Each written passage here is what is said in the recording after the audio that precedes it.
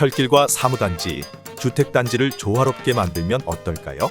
영등포역 주변 같은 서울 느낌을 잔뜩 내보려고 합니다. 이런 것도 만들고요. 기차도 잘 다니게 해봅시다.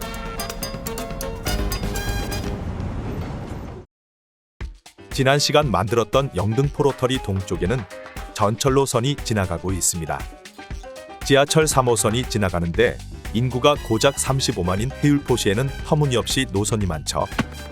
고가도로 기찻길에 이어 도시에 있으면 좋을 법한 것 중 하나가 지하철 전철이라서 어쩔 수 없이 지어줍니다.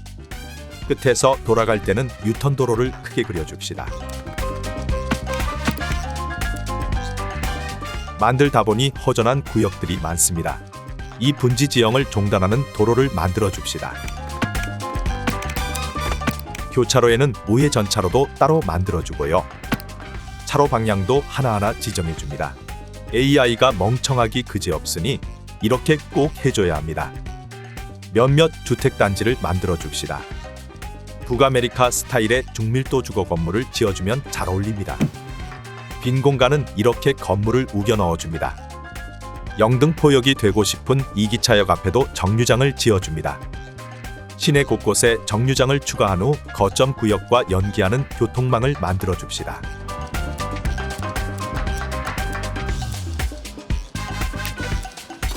주차장을 더 지어줍니다.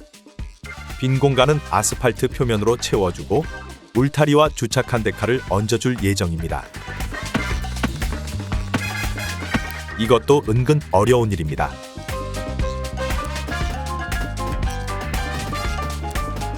다른 자투리 공간에도 비슷하게 해줍니다. 한편 기찻길에 아무것도 다니지 않아 기존 철길과 연결해주고자 합니다. 산을 둘러싸고 있어도 너무 심하지 않은 공률로 기찻길을 연장해 줍시다. 계속 있다 보면 어느새 공단의 철길과 마주하게 됩니다. 반대로도 마찬가지입니다. 현실에선 경사각을 2% 이내로 맞추지만 시티즈에선 조금 어려우니 5% 정도로 합니다. 이만해도 나쁘지 않다고 생각합니다. 물론 저만 그렇게 생각합니다. 시티즈2의 터널 생성 방식은 상당히 예민해서 이렇게 지형이 조금만 낮아도 터널이 아닌 옹벽으로 건설이 됩니다. 삭제하고 지형을 조절해주고 다시 연결하는 작업을 계속합니다. 터널 입구가 너무 길지 않도록 조절해주면 현실감을 높일 수 있을 것입니다. 시내 골목길을 구석구석 연결해 줍시다. 골목길과 메인도로를 이을 때는 진출입 방향을 의도적으로 제한합니다.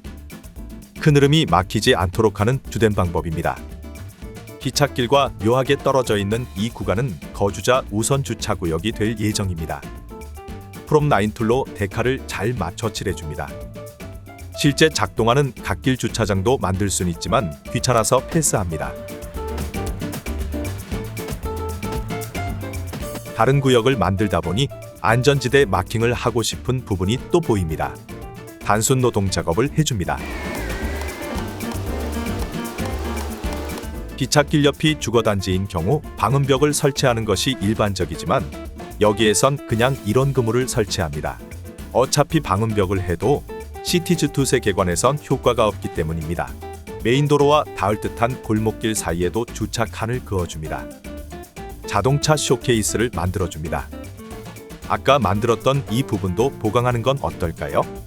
유려한 곡선의 경계석을 깔아줍니다.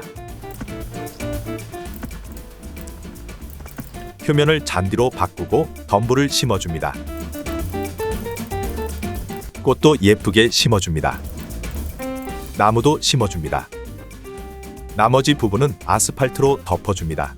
절대 귀찮아서 그런 건 아닙니다. 한편 남쪽에 작은 골짜기가 허전해 보여 여기에는 작은 공단을 지어주고자 합니다. 상업 건물에 화물을 직배송해 줄 화물역을 건설하고 도로를 이어줍니다.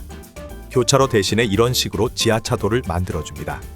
화물차들은 부피가 커서 교통 흐름을 방해하기 때문입니다. 진입로를 구성해주고 진출로도 구성해줍시다. 지하로 하려고 했는데 고가가 더 예쁜 것 같습니다. 철길과 닿지 않을 만큼 고가를 높여줍니다. 공단 건물들은 이전에 했던 것처럼 지어줍니다. 지붕색만 맞춰놔도 공단의 느낌은 잔뜩 살아납니다. 갑작스러운 교통사고의 안타까움을 금치 못하며 마무리합니다.